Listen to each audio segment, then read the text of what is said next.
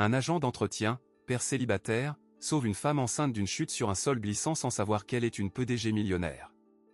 Il n'aurait jamais imaginé que cet acte héroïque serait le début de quelque chose qui changerait sa vie pour toujours. Le réveil sonna à 4h45 du matin, fendant le silence du petit appartement comme une lame aiguisée. Léo coupa l'alarme avant qu'elle ne puisse réveiller sa fille, ses doigts trouvant le bouton dans l'obscurité avec la précision de celui qui répétait ce geste depuis des années. Le froid de novembre pénétrait par les fentes de la fenêtre mal isolée, le faisant frissonner en quittant la chaleur de ses couvertures usées. Dans la cuisine minuscule, où 2 personnes tenaient à peine, il prépara le café dans un silence respectueux. 3 cuillères rasses de café moulu au pas plus, le paquet devait durer jusqu'à la prochaine paie. L'eau se mit à bouillir dans la vieille bouilloire, celle que sa voisine lui avait donnée en achetant une neuve, et l'arôme amer emplit la pièce. À travers la vitre embuée, il observa la ville encore endormie sous le manteau de brume caractéristique de l'automne parisien. Son reflet dans la vitre montrait un homme de 36 ans qui en paraissait 10 de plus. Des cernes profonds, une barbe de 3 jours où il économisait les lames en ne se rasant que 2 fois par semaine, des mains calleuses qui racontaient des histoires de dur labeur. Mais ses yeux, malgré la fatigue, conservaient cette étincelle de détermination qui lui avait permis de survivre aux 3 dernières années. Dans la petite chambre à côté, sa fille dormait profondément. 7 ans, des cheveux châtains étalés sur l'oreiller, serrant contre elle l'ours en peluche rapiécé qui était son bien le plus précieux. Cet ours était tout ce qui restait de sa mère, la femme qui était partie un matin froid comme celui-ci, ne laissant qu'une lettre froissée sur la table, « Je n'en peux plus de cette vie. Ne me cherchez pas. » Il avait cessé de chercher depuis longtemps. Désormais, sa quête était plus tangible, la dignité, la stabilité, un avenir pour la petite fille qui dormait, confiante que son père réglerait tout. 3 emplois maintenaient un toit au-dessus de leur tête. Le plus récent, obtenu après avoir envoyé 140 CV en 6 mois, était celui qui lui donnait le plus d'espoir, agent d'entretien dans l'une des entreprises technologiques les plus prestigieuses du pays, un gratte-ciel de verre et d'acier au cœur de la défense. Ce n'était pas juste un autre travail, c'était un CDI, une bonne mutuelle, la chance d'obtenir enfin les inhalateurs importés dont sa fille avait besoin pour contrôler son asthme chronique. Il prépara le petit déjeuner pour la fillette avec le soin d'un chef, des tartines au beurre, coupées en triangles parce qu'elle aimait ça comme ça, des rondelles de banane disposées en forme de visage souriant. Il laissa tout couvert sur la petite table, avec un mot écrit en lettres soignées, « Bonjour ma princesse. Papa t'aime jusqu'à la lune et retour. Madame Rose t'emmènera à l'école. Sois sage. Je viens te chercher à 18h. Bisous, papa. » Il embrassa le front chaud de sa fille, respirant l'odeur de shampoing pour enfant bon marché qui était pour lui le parfum le plus précieux du monde. Il prit son sac à dos et l'y mit à l'intérieur, sa gamelle avec du riz et un œuf pour le déjeuner, la photo plastifiée de la fillette, son nouveau badge d'employé encore brillant. Le RER de 6h15 était bondé, comme toujours. Il resta debout pendant toute l'heure et demie de trajet, serré entre des ouvriers, des femmes de ménage, des agents de sécurité ou l'armée invisible qui faisait tourner la ville pendant que les riches rêvaient encore. Il profita du temps pour prier en silence, remerciant pour chaque jour de travail, demandant la force de continuer. Il descendit à la Défense à 7h45. Autour de lui, des Parisiens pressés marchaient dans leurs tailleurs impeccables, leurs costumes sur mesure, un latte d'un café branché à la main. Il entra par la porte de derrière l'entrée de service, où les gens comme lui ne contaminaient pas de leur présence les halls en marbre. C'était son premier jour officiel après 3 mois de période d'essai. 3 mois où il avait prouvé sa valeur, où il avait appris chaque centimètre de cet immeuble de 20 étages, où il avait mémorisé le protocole de sécurité comme si c'était la Bible. Aujourd'hui, il serait enfin embauché en CDI. Aujourd'hui, sa fille aurait une bonne mutuelle. Il ne savait pas qu'aujourd'hui, sa vie allait changer d'une manière qu'il n'aurait jamais pu imaginer. Au 30e étage du même immeuble, dans un bureau qui occupait la moitié de l'étage, elle observait la ville s'éveiller.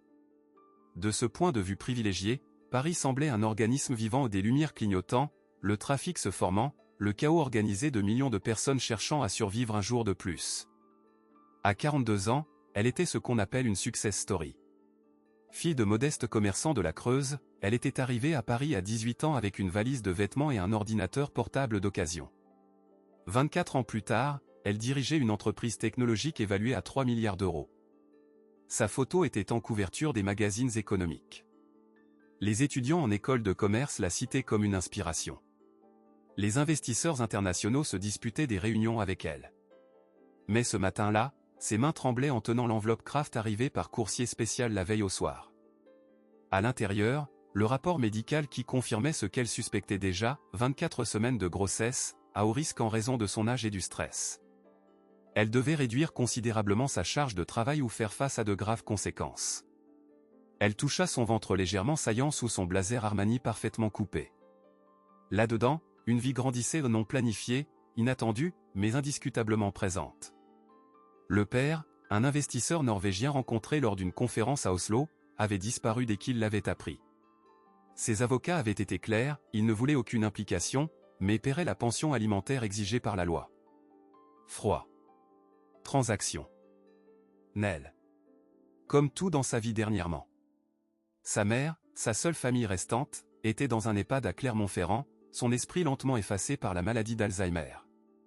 Lors des rares visites qu'elle parvenait à faire, la femme qui l'avait élevée avec tant de sacrifices ne la reconnaissait plus. Elle l'appelait « la jolie dame » et demandait quand sa fille viendrait lui rendre visite.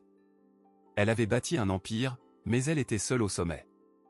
Absolument seule. Ce matin-là, il y avait une réunion cruciale à 9 h. Des investisseurs japonais envisageant une prise de participation minoritaire qui injecterait 500 millions dans l'entreprise, permettant une expansion internationale. C'était la réunion la plus importante de l'année, peut-être des 5 dernières années. Sa présentation était parfaite, chaque diapositive révisée de manière obsessionnelle, chaque chiffre vérifié 3 fois. Mais elle avait mal dormi. Le bébé n'arrêtait pas de bouger, lui donnant des coups dans les côtes, la mettant mal à l'aise. Sa tension artérielle montait et le tensiomètre numérique qu'elle avait acheté affichait des chiffres inquiétants. Et il y avait cette anxiété croissante, cette oppression dans sa poitrine que les exercices de respiration ne soulageaient plus. À 8h45, son assistante entra avec son café bio habituel et l'agenda mis à jour. Les Japonais sont arrivés en avance. Ils sont dans la salle de conférence. Le conseil d'administration est déjà là aussi. Elle était en retard, 15 minutes de retard, chose qui n'arrivait jamais. Elle prit sa mallette en cuir italien, vérifia son apparence dans le miroir de sa salle de bain privée, impeccable comme toujours, aucune faille n'était permise, et sortit précipitamment. Ce qu'elle ne savait pas, c'est que ces 15 minutes de retard allaient changer non seulement sa matinée, mais toute la trajectoire de sa vie. Le 15e étage de l'immeuble abritait les salles de conférence de la direction vaste, avec des vues panoramiques, des tables en bois noble importé. Le couloir qui reliait les ascenseurs de direction à ces salles était une longue étendue de marbre italien, poli jusqu'à briller comme un miroir. Il était dans ce couloir depuis 7h30 du matin. Les protocoles de nettoyage exigeaient que les étages de la direction soient impeccables avant 8h. Il était arrivé encore plus tôt, voulant garantir la perfection pour son premier jour officiel. Le marbre, avait-il découvert la semaine précédente, était traître lorsqu'il était mouillé. Glissant comme de la glace. C'est pourquoi il avait appliqué non pas la technique standard de 2 panneaux, mais sa propre méthode, 3 panneaux jaunes, attention, sol glissant, espacés stratégiquement, ainsi que des cônes de sécurité aux extrémités. Il avait appris cela en travaillant sur des chantiers auparavant, la sécurité n'était jamais superflue. Il terminait, le soleil matinal entrant par les immenses fenêtres et créant des reflets dorés sur le sol encore humide, quand il entendit le digne métallique de l'ascenseur de direction s'ouvrir.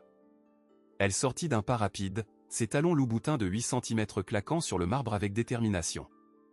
Au téléphone, elle parlait un anglais courant avec quelqu'un du bureau de Tokyo, révisant les derniers chiffres. Elle vit les panneaux, les enregistra de manière périphérique, mais elle était en retard pour la première fois depuis des années à la réunion la plus importante de sa carrière. Il se retourna avec son seau à la main exactement au moment où elle atteignit la section centrale du couloir, la partie où il venait d'appliquer le produit de nettoyage spécifique pour le marbre, celui qui laissait tout brillant mais qui devait sécher complètement.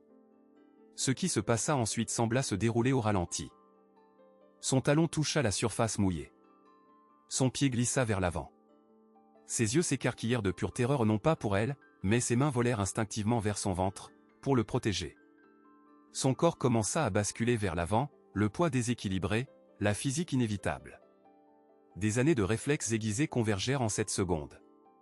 Il lâcha tout, le seau tomba, l'eau et le savon se répandirent en une vague, mais ses pieds étaient déjà en mouvement. 3 longues enjambées, les bras tendus, les muscles tendus par le souvenir de porter sa fille endormie, de travailler sur des chantiers où une seconde de distraction pouvait signifier une blessure grave. Il l'atteignit juste au moment où elle commençait à tomber. Ses bras se refermèrent autour d'elle, une main soutenant son dos, l'autre allant instinctivement sous son ventre, le protégeant. Il la tira contre sa poitrine et pivota, son propre corps absorbant l'impact contre le mur tout en la maintenant complètement en sécurité dans ses bras. Le silence qui suivit fut absolu, rompu seulement par le son de leur respiration haletante. Elle était dans ses bras, son visage à quelques centimètres du sien. Elle pouvait sentir la chaleur de son corps à travers ses vêtements, l'odeur de savon bon marché et de travail honnête, si différente des parfums chers des cadres. Pour la première fois depuis des décennies, elle n'était pas en contrôle. Elle était soutenue, protégée, prise en charge. Ses yeux rencontrèrent les siens bruns profonds, effrayés, mais si incroyablement doux. Il la regardait avec une inquiétude si sincère qu'elle n'en avait pas vu diriger vers elle, pas vers la femme d'affaires, pas vers la PDG, mais vers elle en tant que personne depuis si longtemps qu'elle ne pouvait même pas se souvenir quand. Ce regard ne dura que 3 secondes, mais il changea quelque chose de fondamental en eux deux. Elle sentit une étincelle, le réveil de quelque chose qu'elle croyait mort, la capacité de faire confiance, de se sentir en sécurité dans les bras de quelqu'un. Il sentit son souffle se couper, son cœur s'emballer non pas à cause de l'effort physique, mais pour quelque chose de plus profond. Son regard descendit involontairement vers ses lèvres pendant une fraction de seconde avant de revenir à ses yeux, et il rougit de sa propre audace. « Vous allez bien » murmura-t-il, sa voix rauque d'une inquiétude réelle, non protocolaire. « Le bébé ? Mon Dieu !»« Le bébé, vous devez vous asseoir, laissez-moi appeler quelqu'un, le médecin de l'immeuble, vous devez. » Ce fut seulement alors qu'elle remarqua ses vêtements, un simple uniforme bleu d'agent d'entretien. Le badge d'employé neuf encore brillant accroché à sa poche. Les mains calleuses qui la tenaient encore avec un soin infini. Il était un agent d'entretien. Quelqu'un qu'elle aurait croisé 1000 fois sans le remarquer. Et il n'avait aucune idée de qui elle était. Elle insista sur le fait qu'elle allait bien, essayant de retrouver son sang-froid, mais ses jambes tremblaient visiblement. Il n'accepta pas, il y avait une fermeté douce dans sa posture qu'elle n'avait pas l'habitude de recevoir, une préoccupation qui transcendait les hiérarchies sociales. « S'il vous plaît, madame, dit-il, la soutenant toujours, vous ne pouvez pas rester debout comme ça. Vous avez failli tomber, le choc peut affecter le bébé. Je sais, quand ma fille était dans le ventre de sa mère, la moindre frayeur. » Il s'arrêta brusquement, la douleur traversant son visage un instant avant qu'il ne se reprenne. Mais elle l'avait vu. Elle avait vu l'histoire non racontée derrière ses yeux. Avec précaution, il la guida vers un fauteuil d'attente près des ascenseurs. Il s'agenouilla devant elle, et avec un mouchoir propre qu'il sortit de sa poche soigneusement plié, clairement gardé pour les urgences, où il commença à essuyer les gouttes d'eau qui avaient éclaboussé ses vêtements. Ses mouvements étaient délicats, respectueux, comme si elle était quelque chose de précieux. « Mieux vaut prévenir » murmura-t-il. « Je vais appeler l'infirmerie. Vous devez être examiné. S'il vous plaît, laissez-moi. » C'est alors que son assistante apparut en courant dans le couloir, suivie de 2 agents de sécurité, pâles d'inquiétude. « Madame la PDG » cria-t-elle en courant vers elle. « Tout le monde attend, les Japonais, le conseil. » « Mon Dieu, que s'est-il passé ? Que quelqu'un appelle le médecin immédiatement. » Il se figea. Ses yeux s'écarquillèrent, son corps entier se raidit. Lentement, très lentement, il leva la tête et la regarda à nouveau, la regarda vraiment en voyant pour la première fois non pas la femme enceinte en danger, mais la PDG, la millionnaire, la personne d'un autre monde. Il recula immédiatement, comme s'il avait touché du feu. « Excusez-moi, je suis vraiment désolé, madame, je ne savais pas, je n'aurais pas dû, pardon de vous avoir touché sans permission, je voulais juste aider, La transformation était douloureuse à regarder. De l'inquiétude sincère à la gêne de quelqu'un qui avait franchi une ligne sociale invisible mais infranchissable. Il baissa la tête, se recroquevillant, devenant petit et invisible, de la manière dont la société avait appris aux gens comme lui à l'être. Elle sentit une pointe aiguë dans la poitrine, quelque chose qui n'avait rien à voir avec l'accident évité de justesse. « Non, dit-elle, sa voix plus ferme qu'elle ne l'aurait voulu, mais chargée d'urgence. Vous avez sauvé mon enfant. Vous m'avez sauvé. S'il vous plaît, quel est votre nom ? J'ai besoin de savoir votre nom. » Mais avant qu'il ne puisse répondre, les cadres commencèrent à arriver, l'entourant comme des drones protégeant la reine. Des mains l'aidant à se relever, des voix demandant si elle allait bien, quelqu'un apportant de l'eau, un autre déjà au téléphone avec son médecin privé. Et lui, il fut doucement mais fermement écarté dans un coin, un agent de sécurité le questionnant déjà sur les protocoles de sécurité, sur la raison pour laquelle le sol était mouillé pendant les heures de passage. Elle essaya de parler, de dire que ce n'était pas sa faute, mais son assistante l'entraînait déjà vers l'ascenseur, parlant de reporter la réunion, de faire venir le médecin, des Japonais qui attendaient.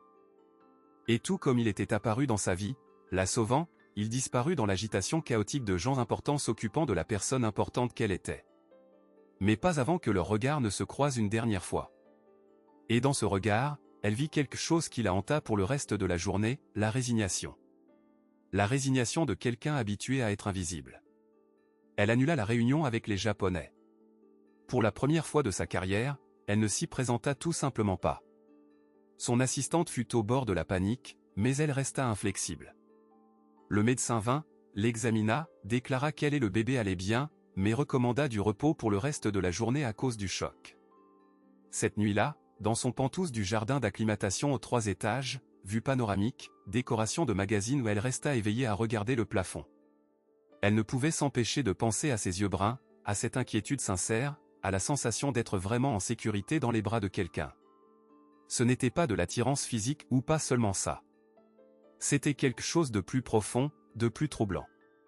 C'était la reconnaissance d'une humanité qu'elle avait oublié exister dans le monde où elle vivait, où tout était transactionnel, où chaque geste avait un prix. Si cette première rencontre vous a ému, laissez courage dans les commentaires pour honorer cet agent d'entretien héroïque qui a agi sans réfléchir.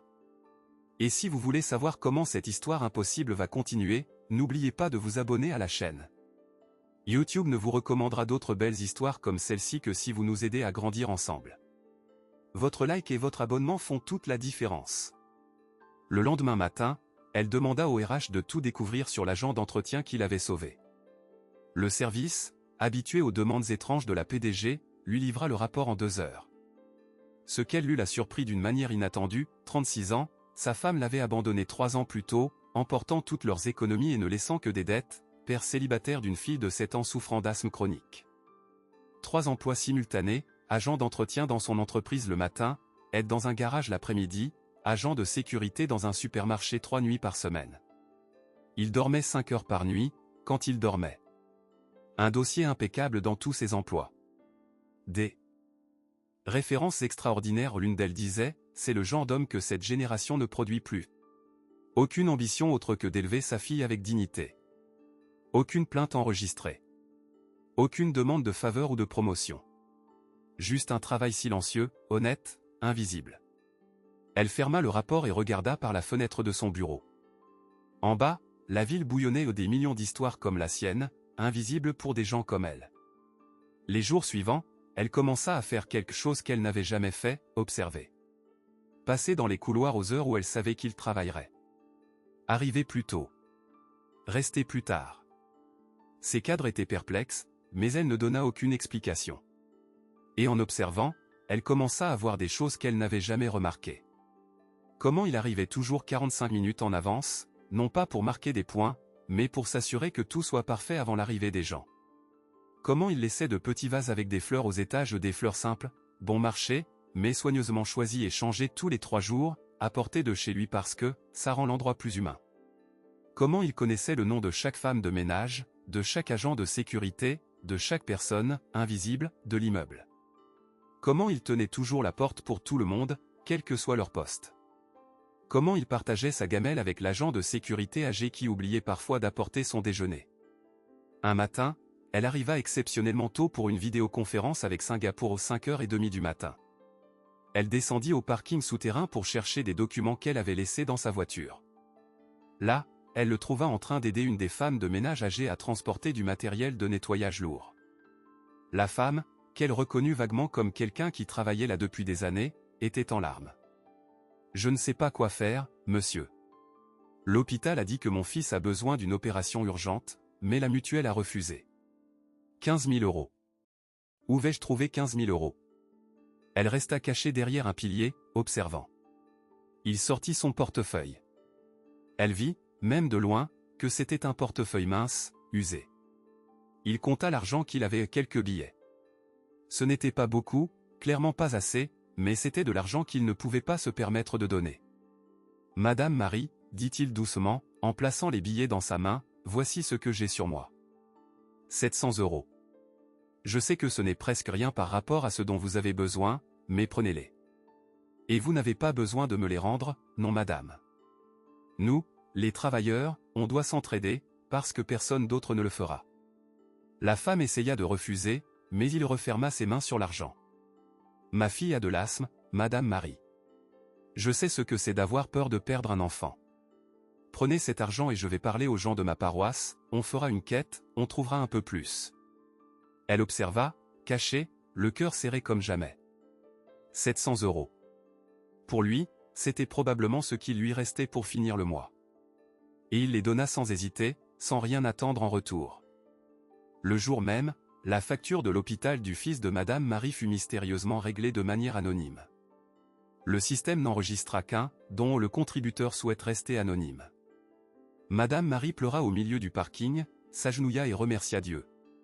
Lui, qui nettoyait le hall à ce moment-là, entendit le bruit, descendit voir si elle allait bien, et quand il apprit la nouvelle, il serra la femme dans ses bras, pleurant aussi, sincèrement heureux pour elle. Il ne savait pas. Il ne le saurait jamais. Mais elle, observant de loin sur l'écran de sécurité qu'elle avait demandé à l'équipe informatique de lui montrer au prétextant des soucis de sécurité, sentit quelque chose bouger dans sa poitrine. Quelque chose qui était endormi depuis si longtemps qu'elle avait presque oublié que ça existait. Les cadres commencèrent à remarquer ces changements de comportement. Elle était distraite en réunion, ses décisions semblaient moins tranchantes, sa froideur stratégique connue laissait place à quelque chose de plus humain. Et ça leur faisait peur.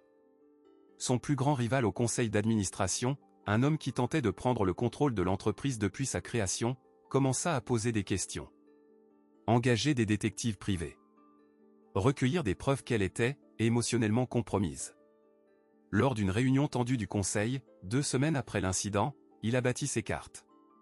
Avec tout le respect que je vous dois, dit-il avec un sourire qui n'atteignait pas ses yeux, nous devons discuter de la stabilité de notre PDG. Elle a annulé la réunion la plus importante de l'année. Elle arrive en retard, part plus tôt. Et il y a des rumeurs. Des rumeurs, demanda-t-elle froidement, sa voix tranchante comme une lame. Des rumeurs selon lesquelles il y aurait un intérêt, inapproprié pour un employé subalterne. Un agent d'entretien, pour être précis. Le silence dans la salle fut absolu. Je suggère, continua-t-il, que peut-être la grossesse affecte son jugement professionnel. Il serait peut-être temps d'envisager un congé prolongé. Je serais, bien entendu, ravi d'assurer l'intérim. Elle explosa. Non pas en perdant son sang-froid où elle ne le perdait jamais, mais sa fureur était glaciale, cinglante. Elle se défendit avec des arguments irréfutables, rappela des chiffres, présenta des résultats. Mais au fond, une partie d'elle savait, il avait raison sur un point. Elle ne pensait pas clairement. Elle pensait à des yeux bruns et à des mains calleuses et à ce sentiment de sécurité qu'elle ne devrait pas vouloir, mais qu'elle désirait désespérément. 3 jours plus tard, ils se retrouvèrent coincés ensemble dans l'ascenseur.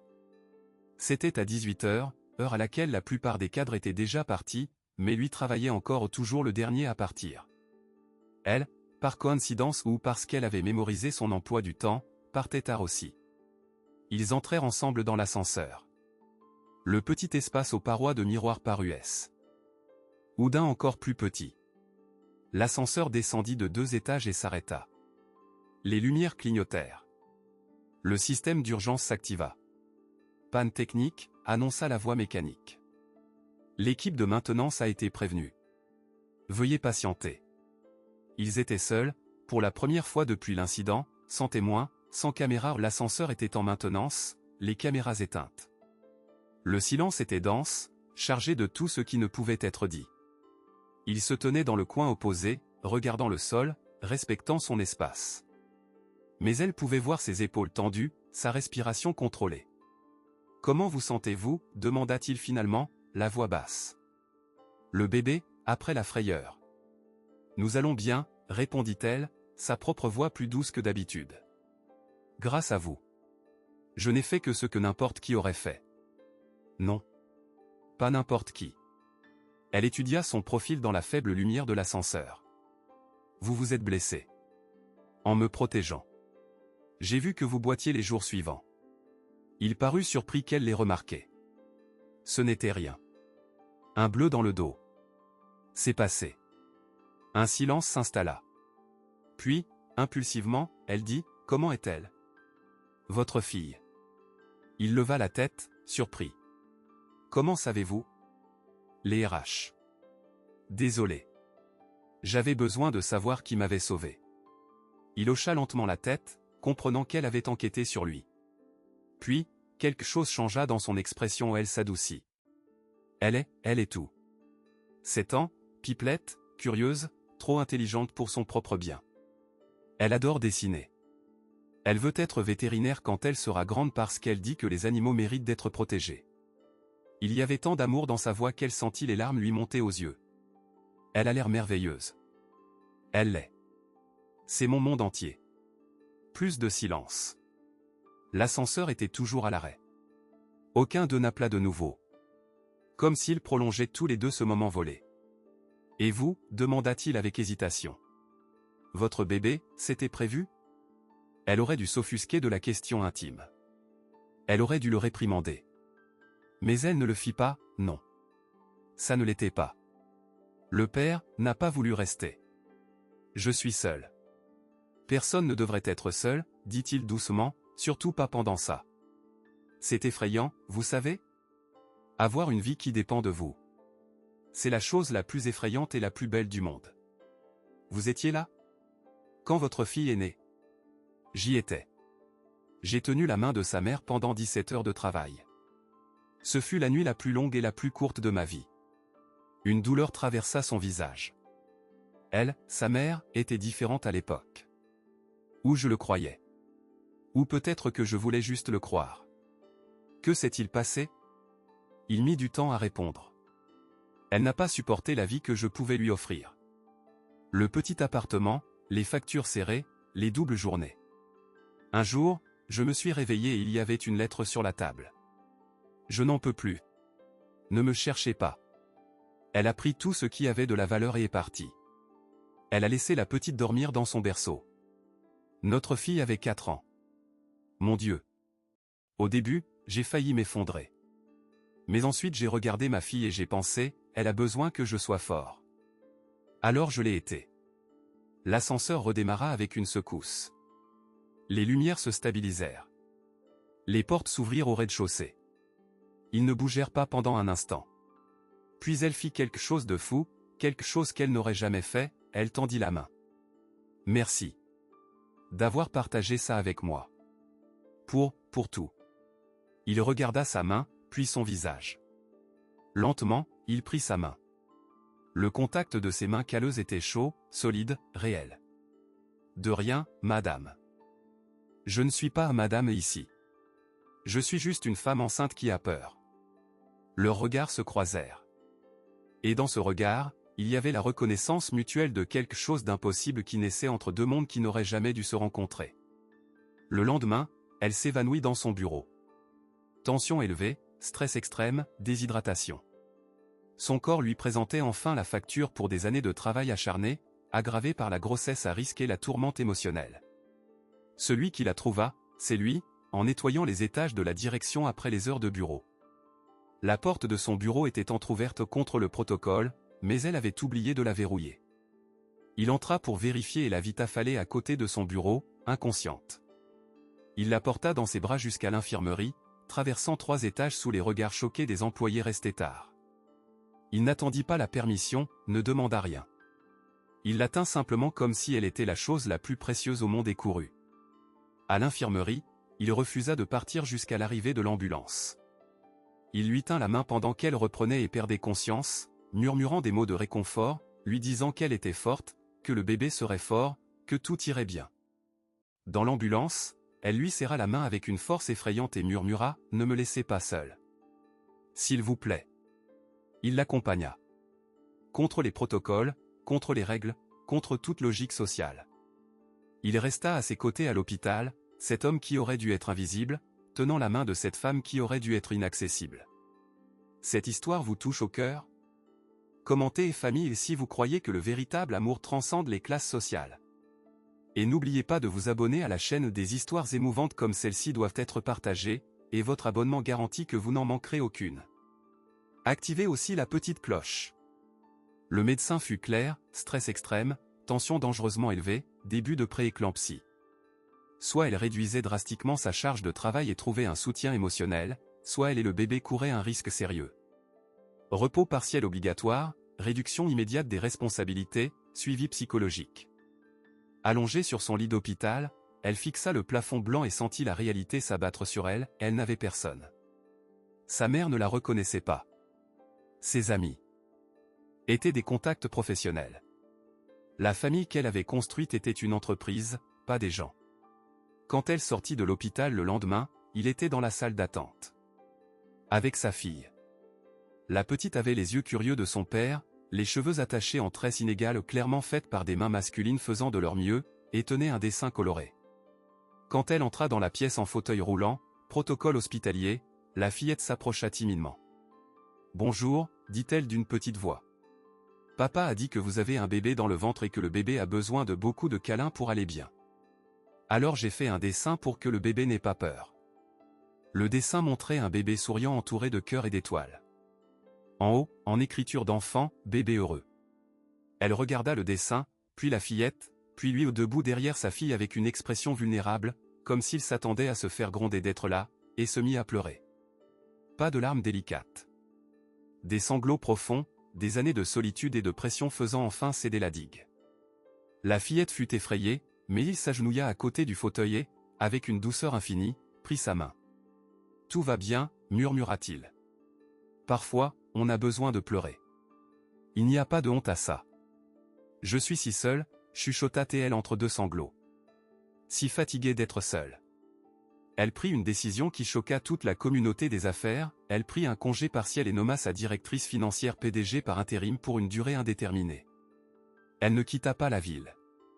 Ne s'éloigna pas complètement. Mais pour la première fois en 20 ans, elle choisit sa vie plutôt que son travail.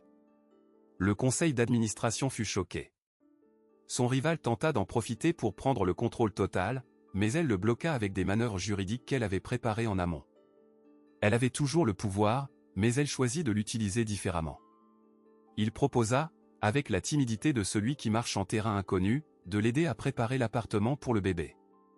Il savait faire ça. Il avait l'expérience. Les week-ends suivants, il se présentait dans son pantouse aussi différent de son monde que possible avec des outils et sa fille.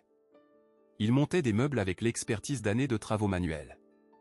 Il lui apprenait des choses basiques qu'elle n'avait jamais apprises, comment tester la température d'un biberon, comment plier des couches, comment emmailloter un bébé. Sa fille, la petite aux tresses de travers et au large sourire, commença à créer un lien étrange et magnifique avec le bébé encore dans le ventre. La fillette parlait à son ventre, racontait des histoires, chantait des berceuses. « Le bébé doit connaître ma voix », expliqua-t-elle sérieusement, pour que quand il naîtra, il sache qu'il a des amis qui l'attendent dehors. 2 mois passèrent dans cette routine improbable. Et puis son rival joua son dernier coup. Lors d'une réunion extraordinaire du conseil, il présenta des preuves, des photos d'elle et de lui prises hors contexte, des registres de ses visites à son appartement, des témoignages de concierges soudoyés suggérant une relation inappropriée. Il dépeignit un tableau, la PDG, mentalement instable à cause de sa grossesse, manipulée par un agent d'entretien opportuniste cherchant à extorquer l'entreprise. C'étaient des mensonges. Mais des mensonges convaincants, enrobés de documents légaux et de préoccupations d'entreprise. Elle devait choisir, sa réputation et son entreprise, ou lui. Elle convoqua une réunion extraordinaire du conseil. Tous les membres, plus les avocats, plus la presse économique. Du jamais vu. Et là, utilisant tout le pouvoir qu'elle avait accumulé en 2 décennies, elle fit l'impossible, elle exposa chaque coup bas de son rival au fil des ans. Des preuves qu'elle avait collectées en silence par des auditeurs indépendants bien avant de connaître les hauts des schémas de détournement de clients, des violations d'accords de non-concurrence, jusqu'à des preuves de délit d'initié. Elle le détruisit professionnellement avec la précision chirurgicale qui l'avait rendu légendaire. Mais ensuite, elle fit quelque chose que personne n'attendait. Cette entreprise, dit-elle en regardant chaque visage présent, a été construite sur le travail de 1000 personnes. Pas seulement des cadres. Chaque agent de nettoyage, chaque agent de sécurité, chaque agent d'entretien qui arrive avant le lever du soleil pour s'assurer que vous ayez un environnement propre et sûr pour travailler. J'avais oublié ça. J'ai passé des années à voir les gens comme des chiffres, les relations comme des transactions. Elle posa les mains sur son ventre proéminent. Mais j'ai failli perdre mon enfant parce que j'avais oublié d'être humaine. Et un agent d'entretien, quelqu'un dont la plupart d'entre vous ne connaissent même pas le nom, m'a sauvée. Sans attendre de récompense. Sans demander de promotion. Juste en étant un homme bien. Elle annonça une restructuration complète de l'entreprise, partage de 40% de ses actions personnelles dans un fonds de participation pour les employés non cadres. Augmentation des salaires de base. Crèche d'entreprise gratuite. Mutuelle étendue incluant les ayants droit. Si ça ne vous plaît pas, conclut-elle, vous pouvez vendre vos actions. Mais c'est mon entreprise, et ce sont mes règles. La nouvelle devint virale. Elle devint une icône improbable de la justice sociale en entreprise. Les actions de l'entreprise, contre toutes les prévisions pessimistes du conseil, grimpèrent en flèche. Les investisseurs éthiques du monde entier voulaient faire partie de cette transformation. Mais elle le remarqua à peine. Car cette nuit-là, seule chez elle après la bataille la plus importante de sa carrière, elle commença à sentir des contractions. Il arriva parce qu'il avait senti qu'elle n'allait pas bien dans les messages qu'ils échangeaient maintenant, parce qu'il s'inquiétait sincèrement. Elle était dans la chambre, tenant son ventre, essayant de respirer comme on le lui avait appris au cours de préparation à l'accouchement. « C'est trop tôt », murmura-t-elle, effrayée. « Seulement 35 semaines. »« C'est trop tôt. » Il n'hésita pas. Elle la prit dans ses bras, ils descendirent les 3 étages, montèrent dans sa voiture qu'il avait appris à conduire ces dernières semaines où elle le lui avait appris, disant qu'il devait savoir bien conduire, par sécurité. Sur le chemin de l'hôpital, elle lui serra la main entre les contractions. Sa fille, sur la banquette arrière, chantait doucement des berceuses que son père lui avait apprises, essayant de calmer le bébé. Une famille. Ils étaient une famille folle, impossible, rapiécée par les cicatrices de la vie. Mais une famille. À l'entrée du bloc opératoire où une césarienne d'urgence était nécessaire, elle lui prit le visage entre les mains. « S'il m'arrive quelque chose, dit-elle avec une lucidité absolue, occupe-toi de mon bébé. C'est dans les papiers, à l'appartement. Tu es le tuteur légal que j'ai choisi. Ne le laisse pas à des étrangers. Promets-le. » Des larmes coulaient sur le visage de Léo. « Il ne va rien t'arriver. Tu es la femme la plus forte que j'ai jamais rencontrée. Tu vas connaître ton fils et le voir grandir et... Promets-le. Je te le promets. Toujours. Sur ma vie. » L'opération dura 2h20 qui parurent une éternité. Il attendit, priant à voix basse, sa fille endormie sur ses genoux.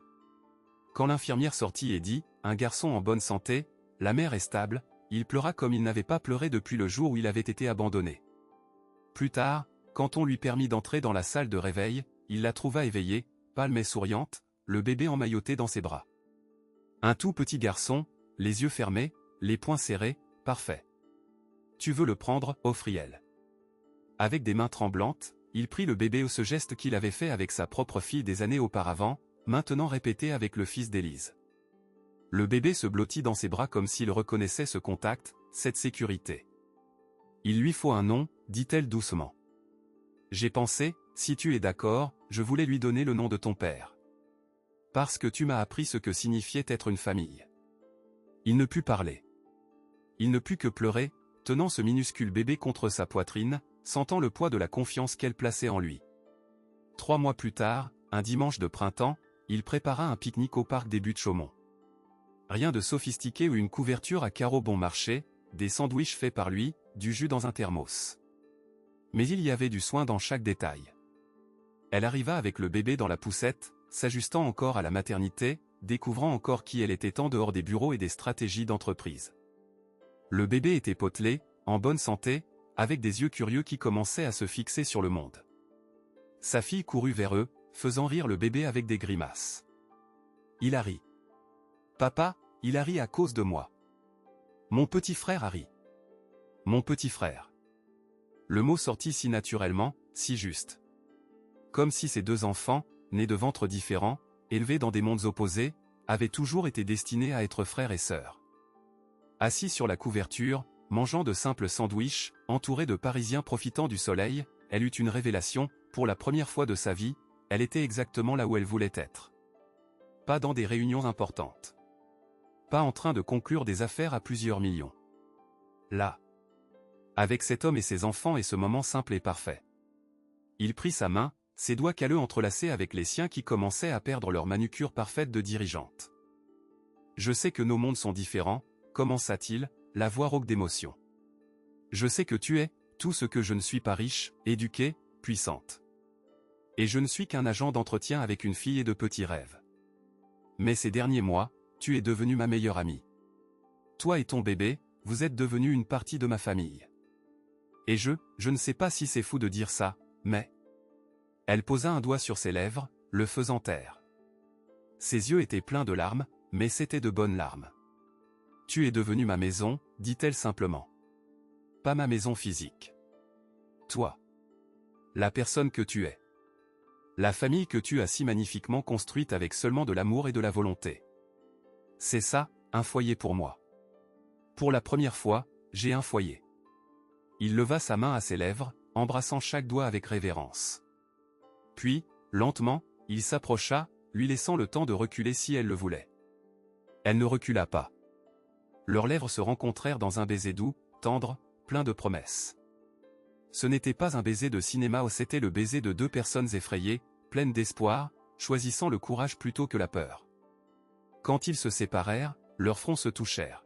« Je t'aime » murmura-t-il. « Je sais que ça peut paraître fou, que c'est peut-être trop tôt, mais... » « Je t'aime aussi » l'interrompit-elle. « J'aime ta gentillesse, ta force, ta façon de voir le monde. J'aime comment tu aimes ta fille. J'aime comment tu rends même les tâches les plus simples importantes parce que tu les fais avec soin. Je t'aime. » Sa fille cria « Burke ». Un bisou, mais elle souriait, ce large sourire d'enfant qui sait que quelque chose de merveilleux est en train de se passer. Et là, sous le soleil doré du printemps parisien, tandis que les enfants jouaient et que le parc bouillonnait de vie, le véritable amour, celui qui se construit brique par brique, qui se choisit jour après jour, qui survit parce qu'il est nourri non pas d'une passion éphémère mais d'un engagement réel, trouva enfin son chemin entre deux cœurs qui, bien que vivant dans des mondes opposés, battaient au même rythme d'espoir. Un an plus tard, il n'était plus agent d'entretien. Elle avait insisté non pas comme une faveur, mais comme une reconnaissance pour qu'il intègre une école de commerce.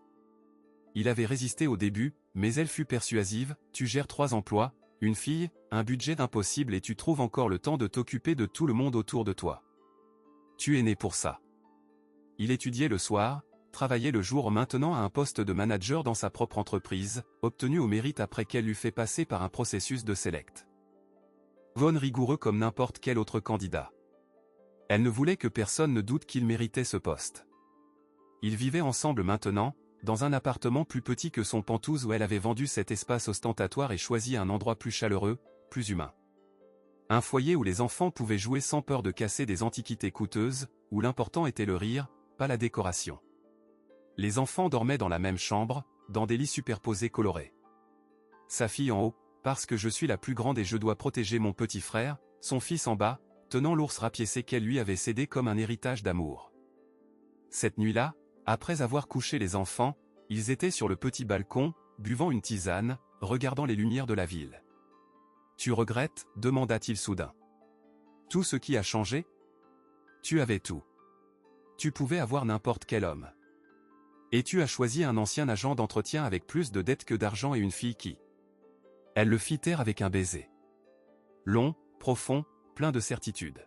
« J'avais tout, sauf ce qui compte » dit-elle quand ils se séparèrent. J'avais de l'argent pour tout acheter, mais personne avec qui le partager. J'avais le pouvoir de contrôler des entreprises, mais aucun contrôle sur ma propre solitude. Tu m'as donné quelque chose que l'argent n'a jamais pu acheter, tu m'as donné un foyer. Tu m'as donné une famille. Tu m'as appris que la vraie richesse n'est pas sur un compte en banque, mais dans le fait de se réveiller à côté de celui qu'on aime, d'entendre des rires d'enfants au petit déjeuner, de savoir que quelqu'un se soucie sincèrement de savoir si on est bien rentré du travail. Il prit son visage entre ses mains calleuses, ses mains qui avaient tant travaillé, qui l'avaient rattrapé quand elle tombait, qui avaient tenu son fils au moment le plus vulnérable. « Tu m'as sauvé » dit-il. « Je survivais, j'existais juste, jour après jour. Tu m'as fait revivre. Tu m'as fait croire que je méritais plus que de travailler jusqu'à en mourir. Tu m'as donné de l'espoir. Nous nous sommes sauvés l'un l'autre, corrigea-t-elle. Deux naufragés se trouvant au milieu de la tempête. Leur histoire ne fut pas un conte de fées. Il y eut des disputes sur l'argent où elle dut apprendre à respecter sa fierté de contribuer à parts égales, même en gagnant moins. Il y eut le jugement social de ses collègues qui la regardaient avec dédain, ses connaissances à lui qui l'accusaient d'être un profiteur. Il y eut des moments difficiles, des crises, des jours où ils faillirent abandonner. Mais chaque soir, quand les enfants dormaient et qu'ils se retrouvaient ensemble sur le petit balcon de cet appartement qu'ils avaient choisi d'appeler leur foyer, ils se souvenaient, ce couloir de marbre, cette chute évitée, ce premier moment où deux mondes étaient entrés en collision et, contre toute attente, avaient décidé que ça valait la peine d'essayer. Leur amour n'était pas parfait. Il était réel. Il était choisi. Il était travaillé quotidiennement, brique par brique, geste par geste, pardon par pardon. Et dans la réalité imparfaite et magnifique de ce choix quotidien, ils découvrirent quelque chose que toute leur réussite passée ne leur avait jamais apporté, la paix. La fille grandit forte, son asthme contrôlé par un traitement adéquat. Elle devint vétérinaire comme elle en avait toujours rêvé, ouvrant une clinique pour les animaux des rues en enseignant au monde la même compassion qu'elle avait vue chez son père toute sa vie. Le garçon grandit doux comme l'homme qu'il avait choisi d'appeler papa, généreux comme la mère qu'il avait mis au monde. Il devint architecte, se spécialisant dans les projets de logements sociaux, convaincu que tout le monde méritait un logement digne, pas seulement les riches. Et eux? Ils vieillirent ensemble. Les cheveux grisonnants, les rides de tant de sourires, les mains toujours entrelacées après des décennies. Parfois, en se promenant dans le parc où ils s'étaient embrassés pour la première fois, elle le regardait et murmurait « La meilleure décision de ma vie a été de glisser sur ce sol mouillé ». Il riait, serrant sa main, et répondait « La meilleure chose que j'ai jamais faite a été d'arriver 45 minutes en avance ce jour-là. » Parce que parfois, les plus belles histoires commencent dans les endroits les plus inattendus. Parfois, le véritable amour porte un uniforme bleu d'agent d'entretien et un seau de nettoyage. Parfois, la personne qui vous sauve la vie n'est pas un héros avec une cape, mais un homme ordinaire accomplissant un acte extraordinaire simplement parce qu'il a un cœur trop grand pour sa poitrine. Et parfois ou juste parfois lorsque deux mondes opposés entrent en collision au moment parfait, naît quelque chose de si beau que même le scénariste le plus créatif ne pourrait l'inventer. L'amour véritable. Celui qui dure. Celui qui transforme. Celui qui prouve que la classe sociale, le compte en banque, le statut ou rien de tout cela n'a d'importance lorsque deux cœurs décident de battre à l'unisson.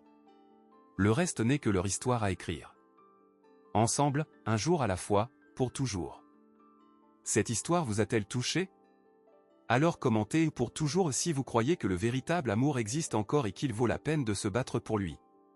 C'est l'histoire que le monde a besoin d'entendre, une histoire d'amour qui transcende les barrières, qui choisit l'humanité plutôt que le statut, qui prouve qu'un vrai héros porte un uniforme de travailleur et a un cœur en or. Et si vous voulez plus d'histoires émouvantes comme celle-ci, des histoires qui restaurent votre foi en l'humanité et vous font croire au véritable amour, vous devez vous abonner à cette chaîne maintenant. Appuyez sur ce bouton rouge, activez la cloche car YouTube ne vous recommandera plus de contenu comme celui-ci que si vous montrez que vous en voulez. Chaque like, chaque commentaire, chaque abonnement aide ces histoires à atteindre plus de personnes qui ont besoin de cette émotion, de cet espoir. Partagez avec quelqu'un qui a besoin de croire qu'il y a encore des gens bien dans le monde. Taguez cet ami qui mérite de connaître cette histoire. Et revenez dans les commentaires pour nous dire, quelle partie vous a le plus touché? Je liesse tous les commentaires et j'adore savoir ce que vous avez ressenti. Abonnez-vous maintenant et prouvons ensemble que les histoires d'amour véritable, de transformation, de dépassement de soi, méritent encore d'être racontées et célébrées. On se voit dans la prochaine histoire.